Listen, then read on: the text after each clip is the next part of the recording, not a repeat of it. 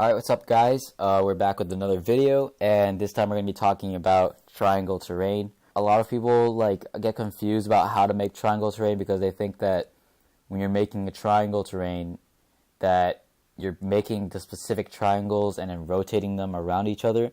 That's not the case. It's actually really easy. The easiest way for me is to use build v4 and use the triangle tool. I'll put a link to in the description below. But the reason, I'll explain, a lot of people think this is weird, but I'll explain why I like the build v4 versus triangle draw. So build v4 connects the triangles based on nodes, which are just these bricks right here. Any bricks really are nodes, or can be nodes in Roblox. And you connect the triangles by clicking three nodes or 3 points. And with build v4, let me just show you real quick. So I'll connect all of these right here. I can get them all to connect to this one right here, just by because we're using the same exact node. And when you're using the same exact node, they all connect at the very middle, at the very center of it, and it just makes it a lot easier. So the other tool that a lot of people like to use is called triangle draw. Now triangle draw is nice, but it's really inaccurate. So triangle draw gets where your mouse is. So see how my mouse is right here in the middle of the screen, my cursor? It would make the triangle right there, and then you click 3 random points, right? So I click here, here, and here, and it would make a triangle connecting those 3 points. But it doesn't have a fixed node. So if I wanted to connect them all into this point again at the top of the triangle, I would have to click 2 other points, and then I have to click exactly where that point is. So the thing that build v4 does is you can change the size of the node. So from back here, I can make a triangle from here, here, and here, because the node's big enough to where I can actually click it. If I was using the triangle draw, you would have to click these little, you would have to zoom in, because you can't, there's no way in hell you're going to get the accurate point right here from way up here. But that's what I like about build v4. The other thing that's really helpful is build v4 is, say I don't like what this looks like.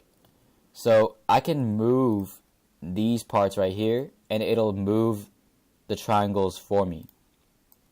So it adjusts all the triangles if I didn't like the original positioning of them. I'm pretty sure the triangle draw doesn't do that. I'm pretty sure that because there's no nodes to really drag around, it's just a point in space, that if you wanted to change the location or the look of a triangle, then you would have to completely remove that triangle and then make a new point. And that's just really complicated.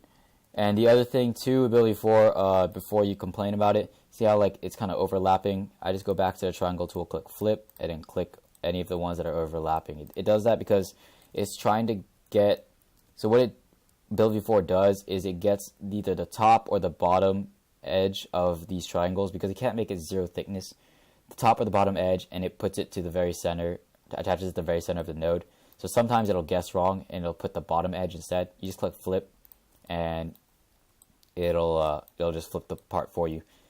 But yeah, that's pretty much all there is to triangle tools. So the other thing, one more thing before I go, is when you're doing this, right, make sure you leave the nodes in when you click finalize. Alright, and then group them. Click this and make it group. And triangles, you can do whatever. You can either leave or just group. I like putting them in group because it attaches them to the separate groups that you make of the triangles. But always put your nodes on group, so that way even when you finish, right, once you click finish, the triangles will stay in place when you move the nodes. So you want to keep the nodes because there's no way you're going to guess where these met up in the middle and then put a new node. You want to keep the nodes until you're completely sure, you're absolutely sure that that's the layout of triangles you want.